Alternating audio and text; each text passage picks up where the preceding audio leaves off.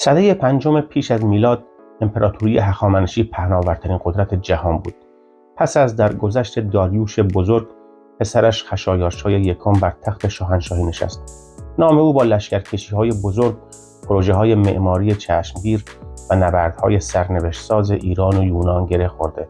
در این مستند تاریخی به بررسی زندگی و دوران سلطنت خشایارشا یکم و نبردهای ترموپیل، آرتمیزیوم و سالامیس می‌پردازیم. خشایارشا یکم در خانواده سلطنتی به دنیا آمد. پدرش داریوش بزرگ، یکی از قدرتمندترین شاهان هخامنشی، نقش مهمی در تربیت سیاسی و نظامیش داشت. از کودکی خشایارشا با اصول مدیریت امپراتوری و رهبری آشنا شد و برای آینده‌ای پرمسئولیت آماده شد. روابط خانوادگی و حمایت بزرگان هخامنشی مسیرش رو برای نشستن بر تخت هموار کرد. پس از مرگ داریوش، خشایارشا به عنوان جانشین بر تخت نشست. دوران ابتدایی سلطنتش با چالش‌هایی همراه بود. شورش‌ها و تهدیدهای داخلی، نیاز به تثبیت قدرت و جلب حمایت اشراف و مردم از جمله این مسائل بودند.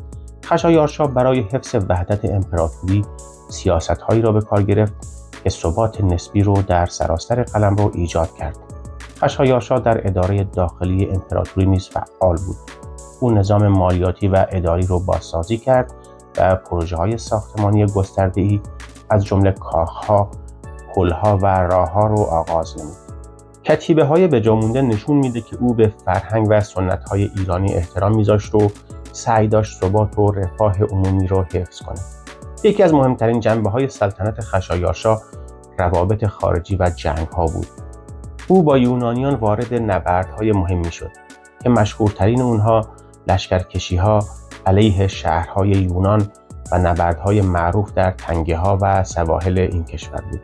این لشکرکشی‌ها با وجود برخی شکست‌ها تأثیر زیادی بر تاریخ ایران و جهان گذاشت و نام خشایارشا رو در منابع تاریخی بر جای گذاشت. درود دوستان، من ارسلان هستم و منم بهاره. به کانال رئال هیستوری خوش اومدید. ترموپیل. نبرد ترموپیل نام اولین جنگ از دومین دور جنگ‌های ایران و یونان در زمان خشایارشاست که بین ارتش دولت شهرهای متحد شده یونان به فرماندهی لئونیداس، پادشاه اسپارت و شاهنشاهی هخامنشی به فرماندهی خشایارشا به وقوع پیوست. این جنگ در سال 480 قبل از میلاد مسیح در گذرگاه ساحلی و باریک ترموپیل به وقوع پیوست. در این نبرد ارتش شاهنشاهی هخامنشی پاسخی به پیروزی آتنی‌ها در نبرد ماراتون در طول نخستین لشکرکشی ایرانیان در زمان داریوش بزرگ به یونان در سال 490 قبل از میلاد داد. خشایارشا یکم، مشهور به خشایارشای بزرگ، پسر داریوش بزرگ و آتوسا، دختر تورش بزرگ، پنجمین شاه هخامنشی. نام خشایارشا از دو بخش خشای به معنای فرمانروا و آرشا به معنای قهرمان پدید آمده است، به معنی فرمانروای قهرمانان. ارنست هرتزفرد در کتاب تاریخ باستانی ایران بر بنیاد باستانشناسی می‌نویسد: هنگامی که خشایارشا به سمت ولایت عهدی گمارده شد، لقب اگزرسس بر او نهادند، یعنی آنکه در راستی فرمانروایی می‌کند. ابوریحان بیرونی در آثارالباقیه نام خشایارشای بزرگ را به صورت اخشفروش و خسروالاول ضبط کرده است. داریوش بزرگ پسران بسیاری داشته و بزرگترین آنها ارتبرزن نام داشته. با این وجود داریوش بزرگترین فرزندش از آتوسا یعنی خشایارشا را به جانشینی انتخاب می‌کند. خشایارشا در سال 486 پیش از میلاد در سن 34 سالگی و پس از مرگ پدرش به پادشاهی میرسه. او بر کشوری فرمانروایی میکنه که پرجمعیت ترین شاهنشاهی تاریخ جهان را دارا بوده و 42% از جمعیت کل جهان در این محدوده زندگی میکردند. ایرانیان گستره جغرافی خود را از دره سند در هند تا رود نیل در مصر و ناحیه بنغازی در لیبی امروزی و از رود دانوب در اروپا تا آسیای مرکزی وسعت داده بودند و اون را تبدیل به وسیع‌ترین امپراتوری باستانی تاریخ جهان کرده بودند.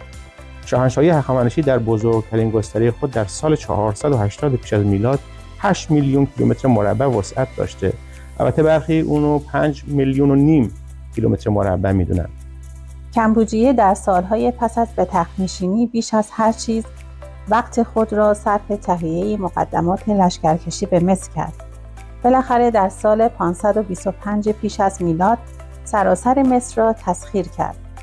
کمبوجیه در ابتدا با پسامتیخ سوم به ملاطفت رفتار کرد و او را به عنوان ساتراپ مصر منصوب کرد.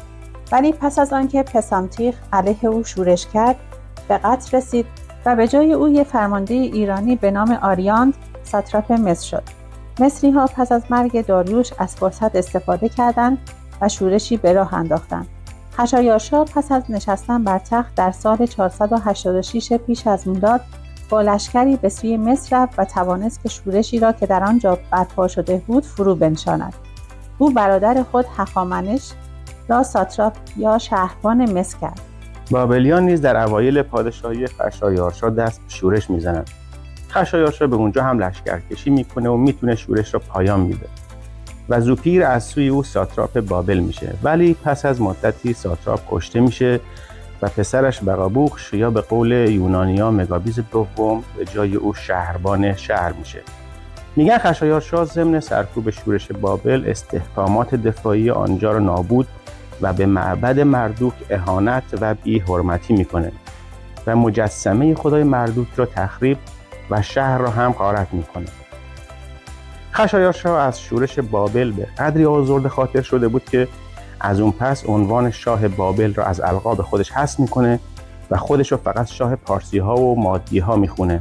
شهرهای ایونیا در سال 540 پیش از میلاد توسط ایرانی ها فتح شده بودند و سپس حاکمانی بومی که توسط ساتراپ های ایرانی در سار تعیین می شدند بر آنها حکومت می راندند. در سال 494 پیش از میلاد ایونیا با تحریک حمایت دولت شهرهای آتن و اسپارت در آسیای صغیر علیه حکومت هخامنشی شورش می کنند و شهر سارد را به آتش می کشند و این یک شورش نظامی علیه سلطه ایرانی ها در آسیای کوچک بود.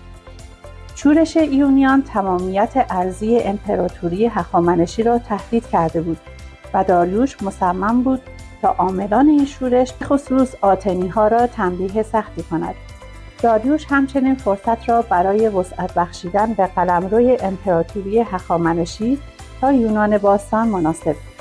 در سال 492 قبل از میلاد یک هیئت اعزامی به ریاست مردونیه داماد داریوش برای امن کردن مناطقی که برای رسیدن به یونان باستان باید از آنها میگذشت و همچنین وادار کردن مقدونیه برای مطیع شدن در برابر امپراتوری هخامنشی اعزام میشه. داریوش بزرگ سفیران زیادی را به همه شهرهای یونان میفرسته تا از اونا خاک و آب را به عنوان هدیه طلب کنند. توضیح این که فرستادن خاک و آب در زمان هخامنشیان به معنای تسلیم شدن یا مطیع شدن یک حکومت در برابر امپراتوری هخامنشی بوده. در آتن سفیران داریوش محاکمه شده و اعدام شدند. در اسپارت نیز سفیران بدون اینکه محاکمه بشن درون چاه انداخته شده و اعدام شدند. این به معنی اعلام جنگ به امپراتوری هخامنشی بود. داریوش بلافاصله قبل از آنکه پیام تسلیم از دیگر جزایر دریافت کند، یک نیروی نظامی به فرماندهی داتیس و آرتاپر برای فتح ناکسوس فرستاد. پس از آن نیروی عملیاتی داریوش به سمت اریتریا حرکت کرد. در نهایت به آتن حمله کرد و در بندر ماراتون با لشکر عظیم ارتش یونان روبرو شد. در جنگ ماراتون ارتش هخامنشی شکست خورد و به سمت آسیا عقب نشینی کرد. داریوش بزرگ در واپسین سالهای زندگانی می‌خواست که برای تاوانخواهی از یونانیان برای چپاول و به آتش کشیدن سارد پایتخت لیدیه و همچنین به تاوان شکست سپاه ایران در نخستین سری جنگ‌های ایران و یونان و نبرد ماراتون به یونان لشکر بکشد. ولی پیش از آن داریوش زندگی را بدرود برد. پس از او پسرش خشایارشا میخواد تا کار پدر رو به سرانجام برسونه. شاید به جز این اون چه شاه رو به این فکر میندازه پافشاری مردونیه و به ویژه تبعیدیان آتنی پناهنده به دربار بوده. در خود آتن هم این حمله رو پیش بینی میکردن. خشایارشا شروع به بازسازی ارتش برای لشکرکشی به یونان میکنه. بنابراین دستگاه مهیب جنگی رو که توسط داریوش ساخته شده بود به کار میندازه.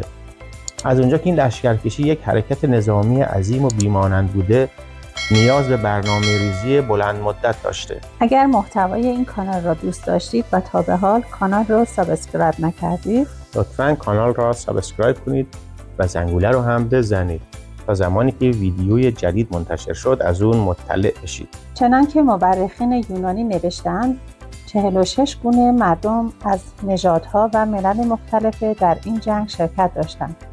قشون مرکب بود از پارسی‌ها، مادی‌ها، گرگانی‌ها، پارتی‌ها و سک‌ها. به این سپاهیان اهالی آسور، عربستان، هند، لیدیه، حبشه و سایر ممالک تابع ایران ضمیمه شده بودند و 29 فرمانده که همه پارسی بودند بر این سپاهیان ریاست داشتند. مادها و بابلیان فقط دارای مشاغل فرعی بودند. پیاده نظام به چند لشکر و سوار نظام به 3 قسمت تقسیم شده بود و شاه با تمام خانواده هخامنشی همراه قشون حرکت می‌کرد. اومسته در کتاب تاریخ هخامنشیان می‌گوید 7 شبانه روز سربازان از یک پل می‌گذشتند و بار و بونه از پل دیگر برده می‌شد. خشایارشا تنگه داردانل را به عنوان یک پل برای انتقال ارتشش به اروپا انتخاب می‌کنه. لازمه اون حفر یک کانال در باریکه مونت آتوس بود. طبق گفته هرودوت حفر کانال 3 سال طول می‌کشه و به جای دور زدن کوه آتوس دو طرف دریا را از طریق خشکی و کانالی که از نزدیکی کوه آتوس می‌گذشت به هم متصل کردند. با اینکه مدت‌ها وجود این کانال تکذیب می‌شد، ولی شواهد باستانشناسی که به تدریج از قرن 19 در کنار هم جمع اومدن در نهایت وجود این کانال رو تایید کردند. به واسطه این کانال ناوگان دیگری می‌توانستند به راحتی وارد سرزمین یونان شوند.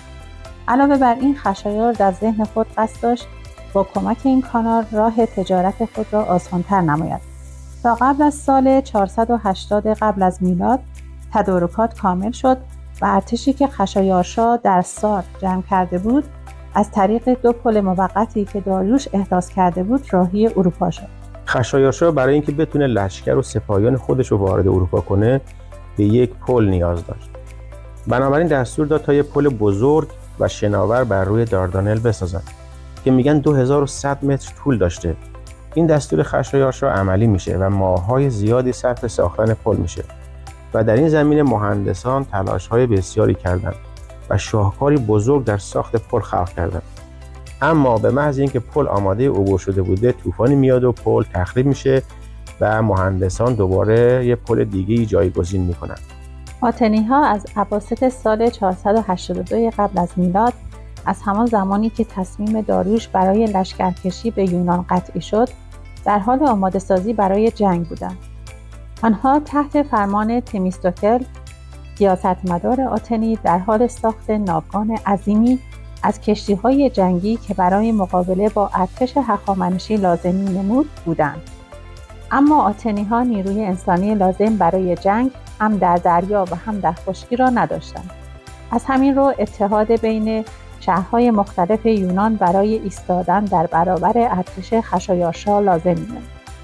سپس با درخواست آتن و اسپارت پیمان اتحادی بین شهرهای یونان منعقد شد و یک نیروی 10,000 نفری از هوپلیت‌ها در دره تمپ حاضر شد، مکانی که یقین داشتند ارتش خشایارشا از آنجا گذر خواهد کرد. با این حال اسکندر اول مقدونی به آنها هشدار داد که دره تمپ می‌تواند توسط گذرگاه دور زده شود. اندکی بعد به آنها خبر رسید که خشایارشا از داردانل عبور کرده است. استراتژی دوم توسط تمیستوکل به یونانی‌ها پیشنهاد داده میشه. ارتش خشایارشا برای حرکت به سمت جنوب یونان باید از مسیر خیلی باریکی در ترموپیل بگذره. آنها میتونستن به رغم تعداد زیاد ارتششان نسبت به یونانی‌ها برای ارتش هخامنشی مشکل بزرگی ایجاد کنند و تنگه آرتمیزیوم را مسدود کنند. از کشتی‌های خود را به تنگه آرتمیزیوم فرستادند و سپاهیان به فرماندهی لئونیداس تنگه ترموپیل را اشغال کردند. این استراتژی در کنگره پذیرفته شد. همچنین شهرهای پلوپونزی‌ها برای دفاع از تنگه کورنت عقب نشینی کرده بودند، در حالی که زنان و کودکان آتن را به شهر تروزون انتقال داده و آتن را کاملا تخلیه کرده بودند. یونانی‌ها که در ترموپیل بودند فرماندهان مختلفی داشتند، ولی سرشناس‌تر از همه لئونیداس بود که سمت سرداری داشت و پادشاه اسپارت بود. این شخص نژاد خودش رو به هرکول میرسونده. وقتی که خبر پیش آمدن قشون خشایارشا به یونانی‌هایی که در ترموپیل بودند رسید، به وحشت و اضطراب افتاده و مشورت کردند که چه کنند. تمام پلوپونیزی‌ها مصمم شدند که عقب نشینی کنند. لئونیداس تصمیم گرفت در محل بماند و فرستاده‌هایی به اطراف فرستاد تا برای او کمک بفرستد. از جانب یونان نقشه ترموپیل اینطور کشیده شد تا یک سری از نیروهای یونانی ایرانیان را در شمال یونان یعنی همان ترموپیل مشغول کنند و تا سران یونانی به همراه یک ناوگان دریایی برای تخریب کردن سپاه دریایی خشایار به دریا بزنند. چرا که آنها بررسی کرده بودند که ایران بدون سپاه دریایی خود تقریباً فلج است و نمیتواند با قدرت پیشین خود به جنگ ادامه دهد. ترموپیل بهترین منطقه‌ای بود که لشکریان یونانی میتوانستند ایرانیان را کنترل نمایند، چرا که این منطقه عرض بسیار کمی داشت. فضا برای عرض اندام سپاهیان قدرتمند ایران بسیار محدود بود. نهایتاً یونان با 7000 سرباز روبروی ارتش ایرانیان قرار گرفت تا این ارتش را سرگرم کند و کل نقشه را به هدف اصلیش یعنی معدوم کردن ناوگان دریایی ایران برساند. شاه ایران 4 روز جدال رو به تأخیر میندازه تا شاید یونانی‌ها عقب نشسته و برگردن. روز پنجم و مادی‌ها و کاسی‌ها که مردم شوش ایران بودن و میفرسته تا یونانی‌ها رو زنده گرفته نزد او بیارن. مادی‌ها نتونستن تنگه رو بشکافن. به جای اونها پارسی‌ها که موسوم به جاویدان‌ها و در تحت فرماندهی سردار بلند مرتبه پارسی هیدرانه بودن وارد معرکه میشن. اینا هم نتونستن کاری از پیش ببرن، زیرا در تنگنای جنگ میکردن و نمیتوانستن از کثرت خودشون نتیجه بگیرن. اون روز بدین منوال گذشت و کاری از پیش نرفت. روز دیگر هم جنگ به همین نحو گذشت. پارسی‌ها به امید اینکه عده یونانی‌ها کمن و به جهت دادن تلفات و زخمی‌های زیاد نمیتونن مقاومت کنن، حملات مکرر میکردن. ولی یونانی‌ها به قسمت‌هایی تقسیم شده بودند و به نوبت جنگ می‌کردند، به استثنای اهالی فوسید که روی کوه قرار گرفته بودند تا کوره راه رو محافظت کنند. خشایارشا در فکر بود که چه کند که ناگهان یک نفر یونانی به طمع پاداش بزرگ نزد خشایارشا رفت و گفت کوره راهی است که از آن میتوان پیش رفت و به ترموپیل درآمد. این شخص باعث نابودی یونانی‌های ترموپیل گردید. سپاه ایران از کوره راه گذشتند و تنگه را دور زدند. وقتی روز شد به امر خشایارشا قشون ایران حمله کرد.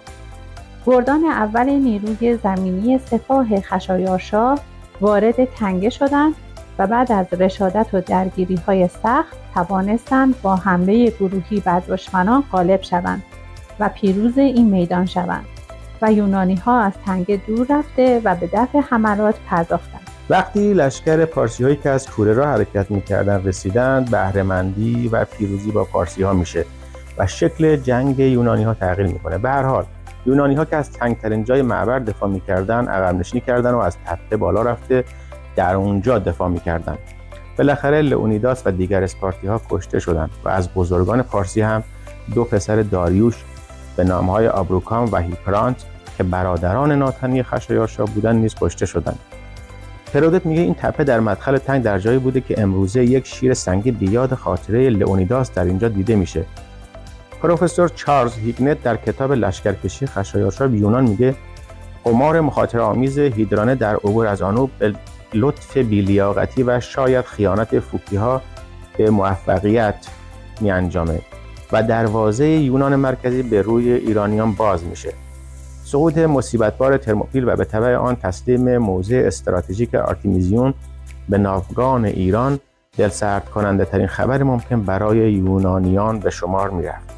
لشکر خشایارشا از شمال یونان وارد شد و تقریباً تمامی حکومت‌های ریز و درشتی که در این منطقه وجود داشتند خیلی زود تسلیم می‌شدند و این موضوع بسیار طبیعی بود، چرا که هیچ کدام از این قلمروها توانایی مقابله با چنین ارتش عظیمی را نداشتند. حصاریه و مقدونیه هیچ مقاومتی نشان ندادند. یونانیان شمال مطیع شدند. با در نظر گرفتن ممالک آسیا و آفریقا، بیش از نصف دنیای آن روز زیر نظر پادشاه ایران بودند. دولت‌های جنوبی یونان یعنی آتن و اسپارت مناطقی بودند که انتظار مقابله از آنها وجود داشت. حالا نیروهای خشایارشا بدون مقاومت به سوی جنوب حرکت می‌کردند. در سال 480 پیش از میلاد ایرانیان وارد آتن شدند و با نهایت حیرت دیدند که آتنیان شهر را تخلیه کرده و به جزایر سالامیس و جاهای نزدیک دیگر رفتند و فقط چند تن از سالمندان و گروهی از مرتجعان خرافاتی در آکروپولیس که واقع بر تپه مرکزی شهر بود پناه گرفته بودند. ایرانیان پس از ورود به شهر آکروپولیس را به تلافی آتش زدن سارت به آتش کشیدند. خشایارشا که اکنون اختیاردار آتن شده بود، پیکی روانه شوش کرد و پیروزیش رو اطلاع داد.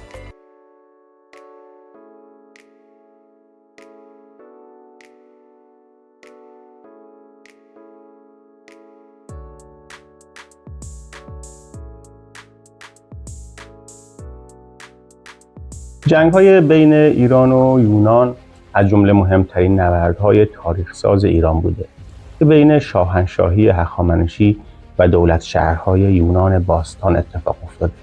در سال 480 قبل از میلاد امپراتوری هخامنشی به رهبری خشایارشا با یکی از بزرگترین ارتش‌های تاریخ از طریق خشکی و دریا به سوی یونان حرکت کرد. هدف آنها تسخیر سرزمین‌های یونانی و انتقام شکست پدرش داریوش بزرگ در نبرد ماراتون بود. اما یونانی‌ها به رهبری آتنی‌ها و اسپارتی‌ها اتحادیه‌ای از شهرهای یونانی تشکیل دادند و مصمم بودند که در برابر این تهاجم بزرگ مقاومت کنند. این داستان روایت جنگ آرتمیزیون، نبرد دریایی است که همزمان با نبرد ترموپیل اتفاق افتاد که باعث فتح آتن شد. خشایارشا با ناوگانی بزرگ متشکل از حدود 1200 کشتی به سوی یونان حرکت کرد. ناوگان ایران تحت فرماندهی دریاسالارانی از جمله آرتمیس، ملکه هالیکارناس با تجربه غنی در نبردهای دریایی بود. در مقابل نیروهای متحد یونانی در حدود 270 کشتی داشتند که سهم آتنی‌ها از همه بیشتر بود، ولی ریاست این عده بر عهده شخصی یوریبیاد نام از اهالی اسپارت سپرده شد، زیرا متحدین اعلام کرده بودند که اگر ریاست به آتنی‌ها باشد متفرق خواهند شد و آتنی‌ها از ترس اینکه نفاق کل یونان را برباد دهد با ریاست اسپارتی‌ها موافقت کردند. بنا به گزارش هرودوت، نیروی دریایی یونان وقتی به آرتمیزیوم رسید و عده کشتی‌ها و مردان جنگی پارس رو دیدند، وحشت بزرگی به آنها دست داده تصمیم به فرار گرفتند. میگویند تمیستوکل 30 تالان پول بین سرداران یونانی تقسیم کرد و بدین ترتیب نظر فرماندهان رو به طرف خودش جلب کرد و یونانی‌ها موافقت کردند که در آرتمیزیوم بمونند.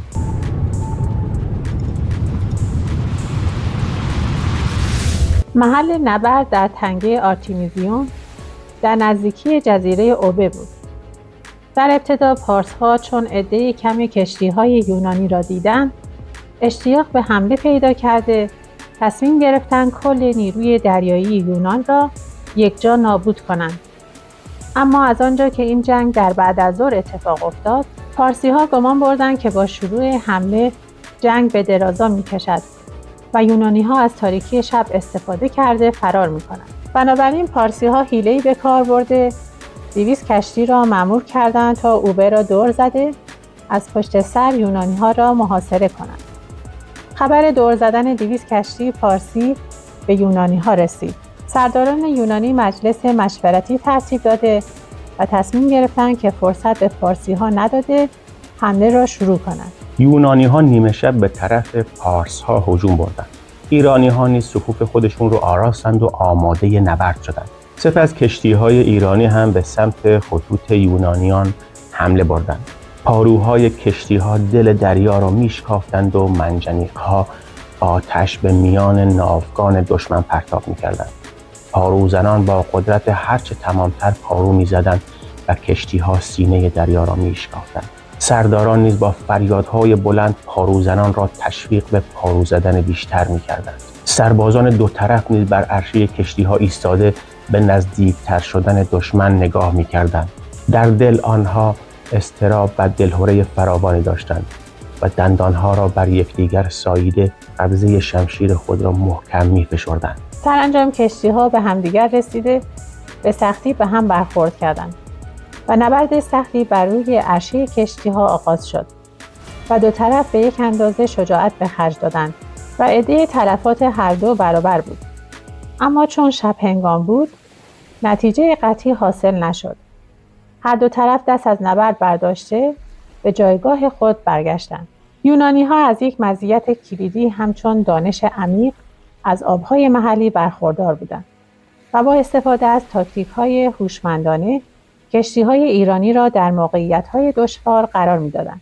ناوگان یونانی هرچند کوچکتر اما با سرعت و مانورپذیری بالا به کشتی‌های ایرانی آسیب می‌رساندند. اما ایرانی‌ها نیز با تعداد بیشتر کشتی‌ها فشار سنگینی به یونانی‌ها وارد کردند.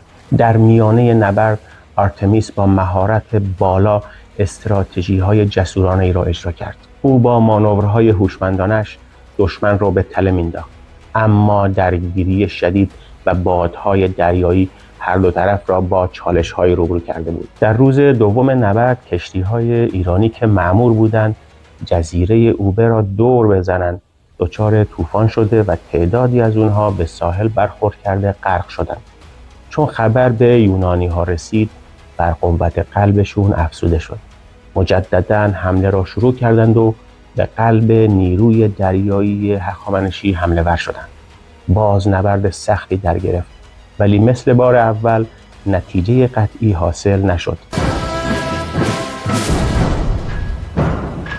اگر محتوای این کانال رو پسندیدید و دوست داشتید و تا به حال کانال رو سابسکرایب نکردید، لطفاً کانال را سابسکرایب کنید. لایک و کامنت هم یادتون نره.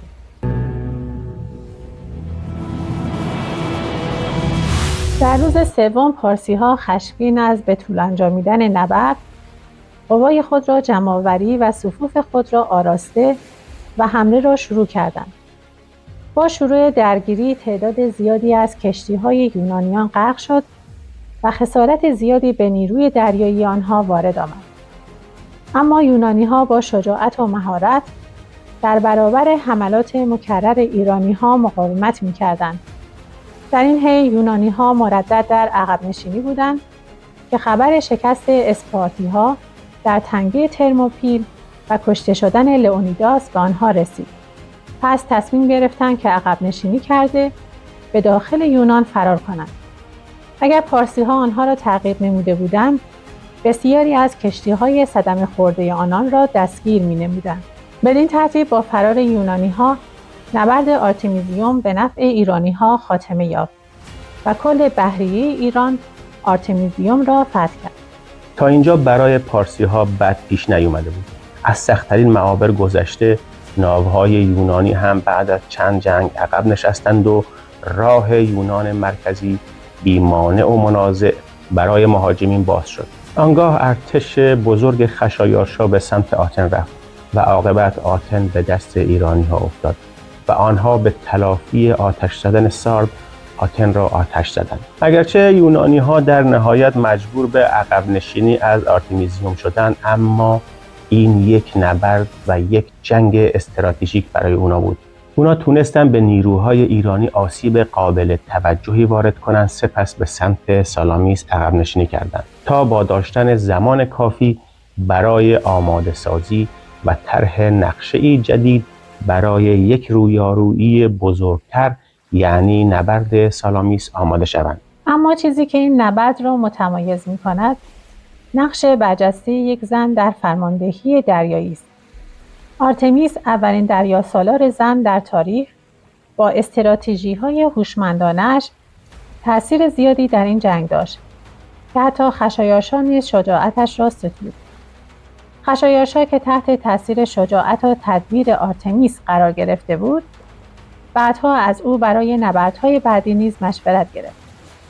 ولی در خصوص جنگ دریایی بعدی که جنگ سالامیس باشد، برخلاف نظر آرتمیس عمل کرد. ناگفته نماند که پس از برگشت از یونان نیز خشایارشا بعضی از فرزندانش را در معیت ملکه آرتمیس به افسوس روانه کرد. نبرد آرتمیزیوم نشون داد که جنگ ایران و یونان تنها یک رویارویی ساده نبود، بلکه تقابل دو تمدن، دو قدرت بزرگ و دو استراتژی متفاوت بود. آیا این نبرد به سود ایرانی‌ها تموم شد؟ شاید نه کاملا. اما چیزی که مشخص است این بود که جنگ هنوز تمام نشده بود.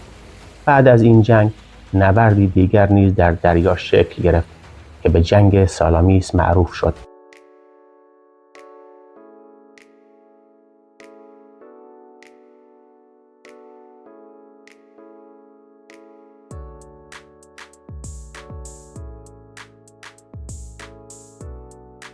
سال 480 پیش از میلاد دریا متلاطم است و در دل تنگه سالامیس دو تمدن بزرگ رو در روی هم قرار گرفتند.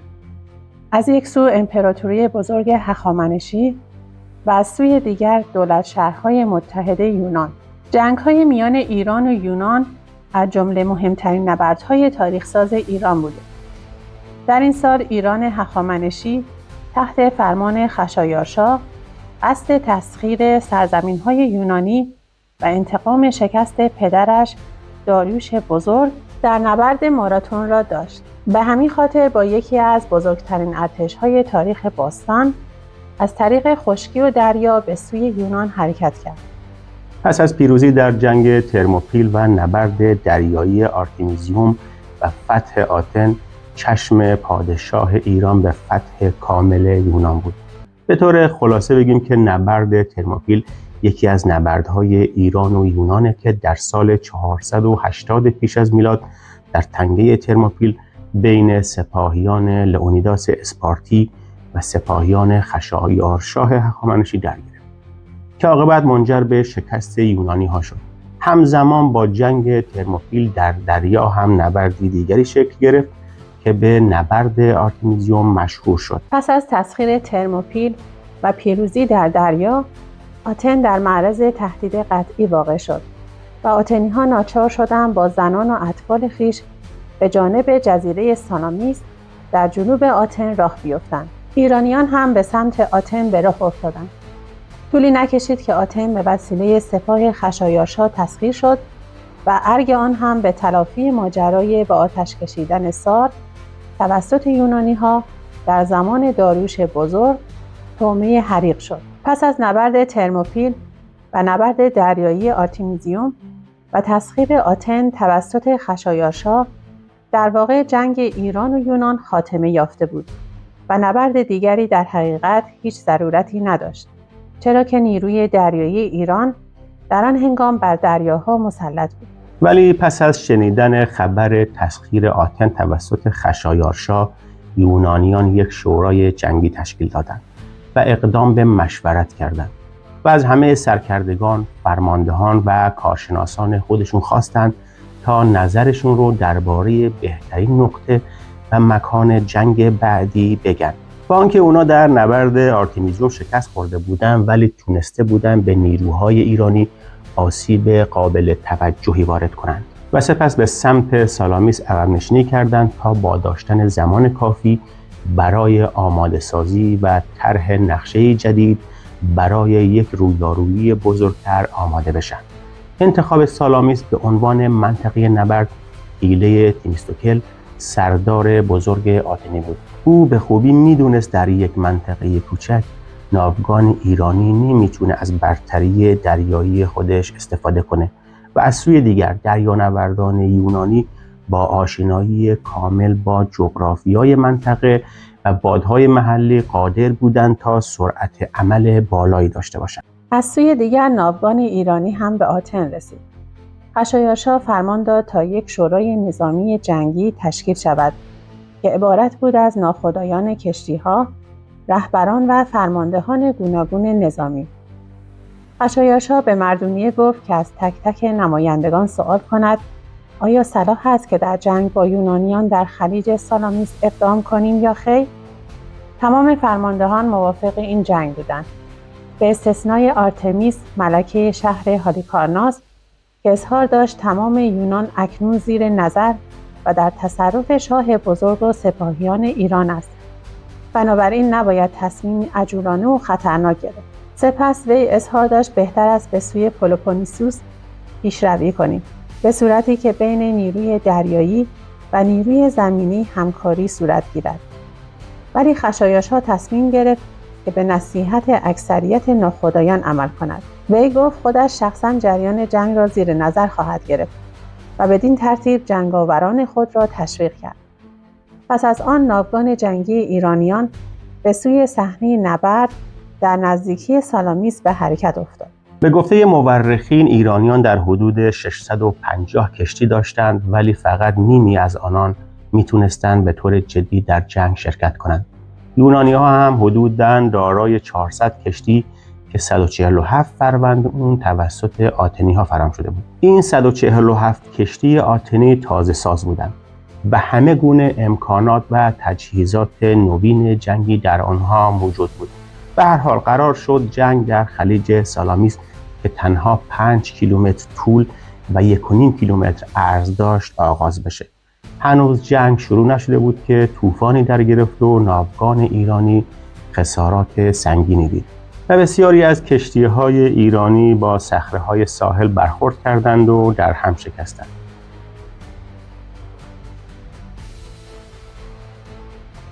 روز بعد پیشقراول‌های یونان آهسته از جلوی کشتی‌های ایرانیان به پشت سر جزیره سالامیس می‌رفتند و نیروی اصلی نیز در پشت جزیره در دهنه خلیج مذکور خود را برای تعرض مهیا می‌ساخت. فرمانده دریایی یونان تمیستوکل دسته‌ای از کشتی‌ها را به سمت ایرانیان فرستاد تا در دهانه خلیج جنگی نمایشی ترتیب دهند. هنگام طلوع آفتاب دریا ساکت شد و در سمت مغرب 2 ارتش زمینی منتظر نتیجه کار ملاحان خود بودند. یونانی‌ها در مغرب سالامیس اردو زده بودند و ایرانیان نیز قرارگاه کل را از آتن به دماغه سالامیس انتقال داده بودند. خشایارشا جریان جنگ را زیر نظر داشت، چون در دامنه کوهی نشسته بود. وقتی شعاع آفتاب از افق سالامیس نمایان شد، دسته اول کشتی‌های یونانی خواستند از خلیج سالامیس بیرون بیان که با صف‌های ناوگان دریایی ایرانیان روبرو شدند. قدری عقب نشستند. ایرانیان هم اونا رو تعقیب کردند و کم کم وارد محوطه سالامیس شدند. در این هنگام دسته دیگر کشتی‌های یونانی با دسته اول یکی شده وضعیت جنگی به خود گرفتند.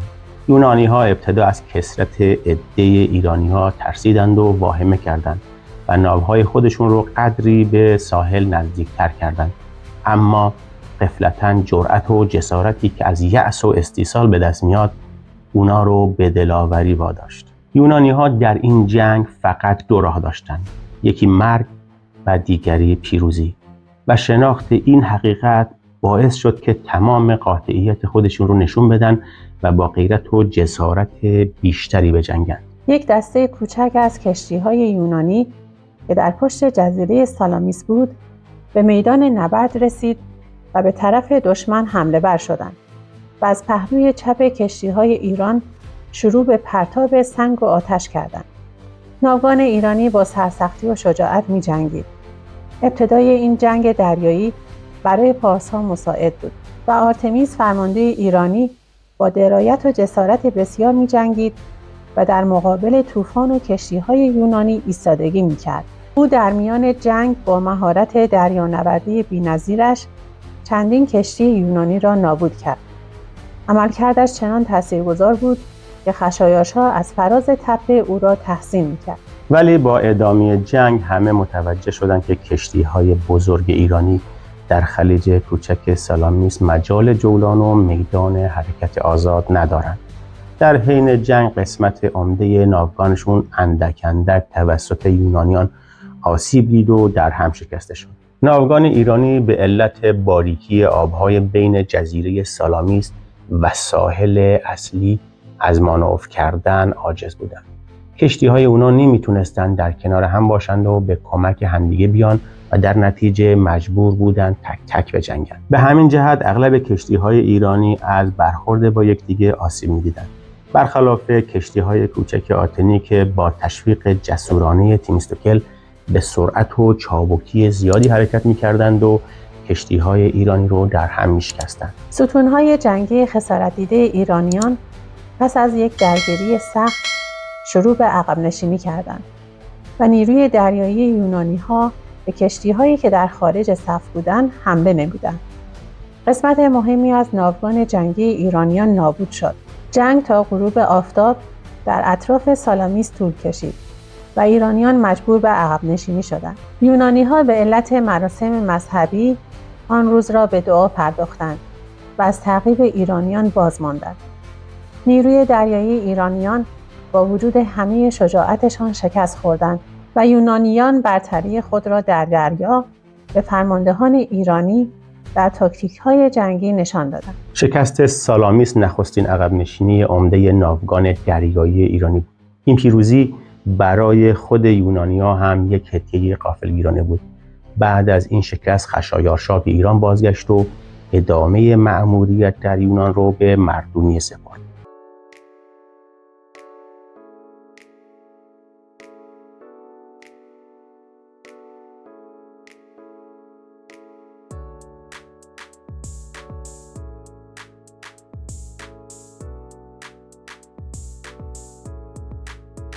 خشایارشا در موقع بازگشت به ایران مردونیه را با شمار زیادی از نیروهاش در یونان به جای گذاشت که به گفته هرودوت 300,000 تن بودند.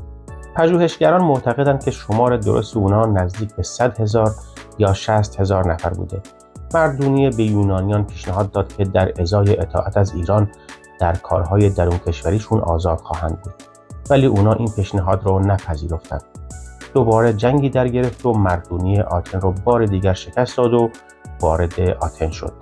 سپس در سال 479 پیش از میلاد در نزدیکی پلاته 100,000 یونانی مقابل مردونیه قرار گرفتند و زد و خورد خونینی میان مردونیه و پوزانیوس رخ داد. در آغاز به نظر می رسید که ایرانی‌ها پیروز هستند، چرا که بی اندازه دلاوری کردند، ولی این گونه نشد. مردونیه در آغاز جنگ با تیری کشته شد. کشته شدن سردار بزرگ هخامنشیان موجب هرج و مرج شد. سپاه ایران که وابسته به فرماندهی مردونیه بود از هم گسیخت و سپاه بی سردار ایران نبرد بی بهره‌ای رو آغاز کردند. بسیاری از ایرانیان عقب نشینی کرده، عده‌ای هم متفرق یا کشته شدند. آخرین نبرد از دومین چرخی جنگ‌های ایران و یونان نبرد میکال بود. بخشی از نیروی دریایی ایران در نزدیکی دماغه میکال قرار داشت. یونانیان با ناوگانشون به سمت میکال حرکت کردند. ایرانیان که از شکست پلاته هم مطلع شده بودند، روحیه ضعیفی داشتند. وقتی یونانیان به ساحل رسیدند، کشتی‌ها را ترک کرده و به اردوگاه ایرانیان یورش بردند. نبرد سختی در گرفت. در آغاز ایرانیان مقاومت کردند، اما یونانیان موفق شدند حصار اردوگاه را بشکنند. بخش بزرگی از کشتی‌ها و تجهیزات ایرانیان نابود شد و سپاهشون هم پراکنده شد.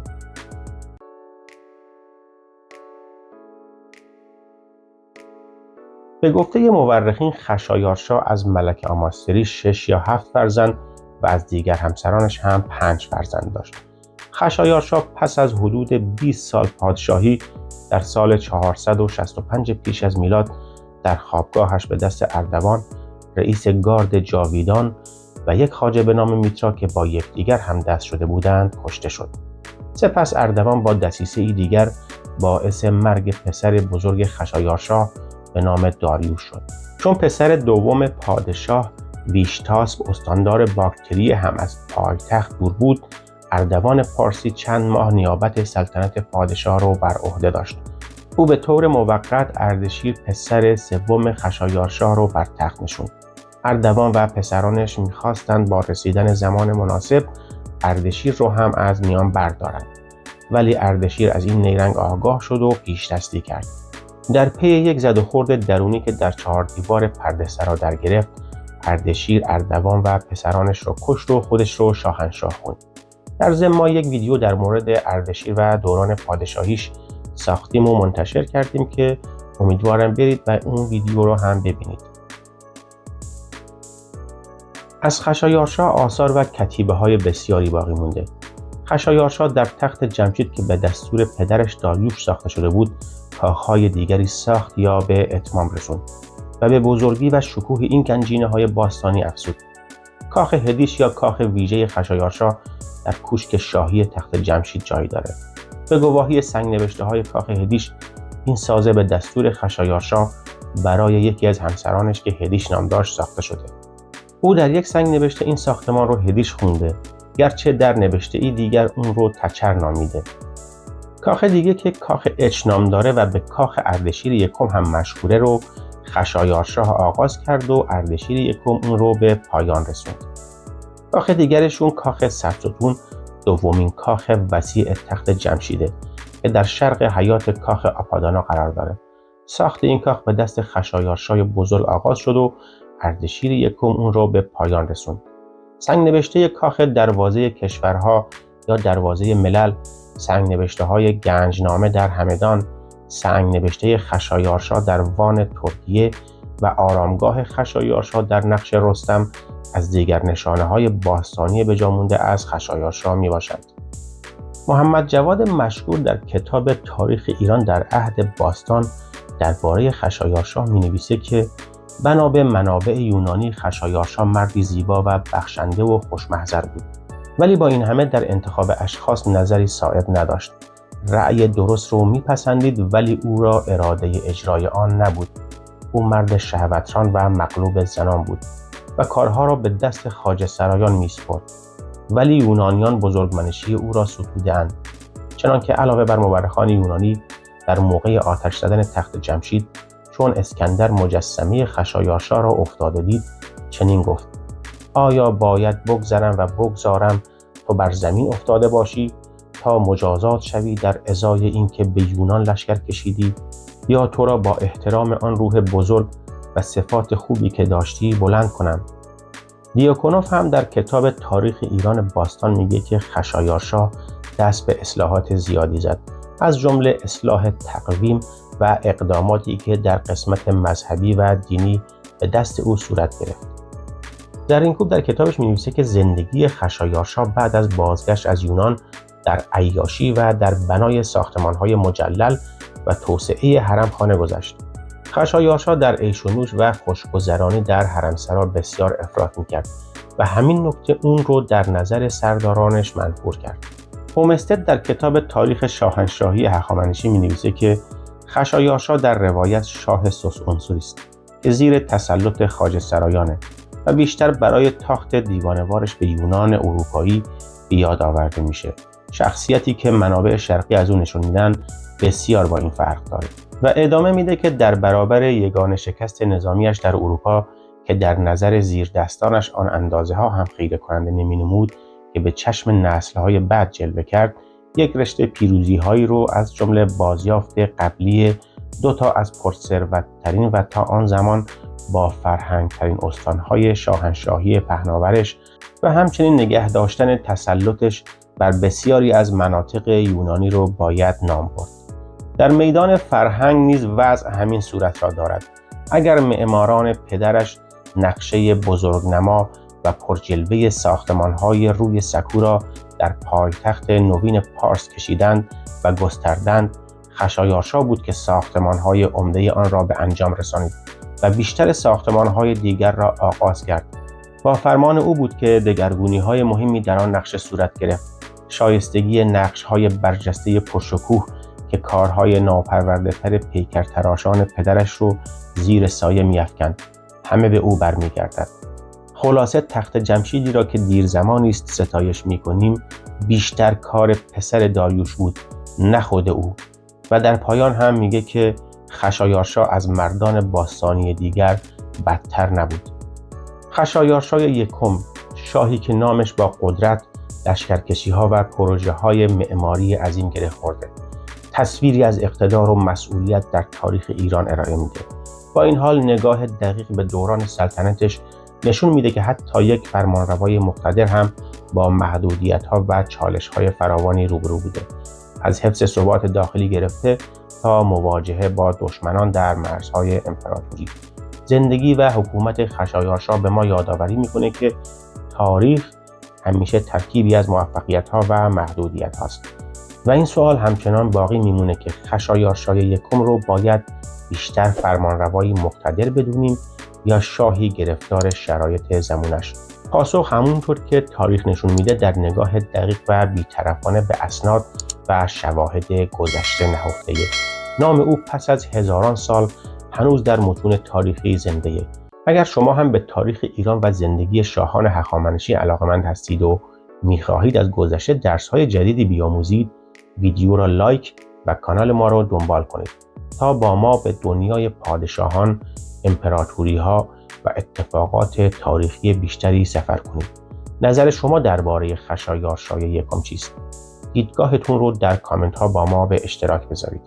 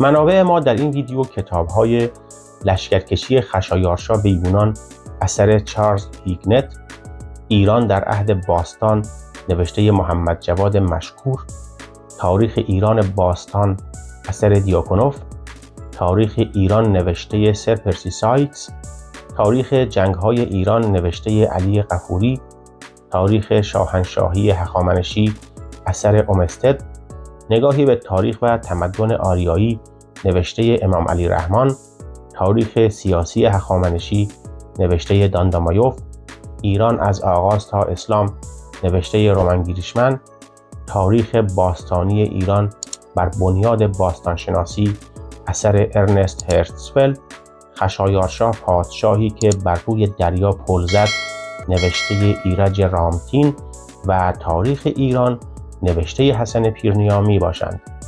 بهروزگار و شادکام باشید.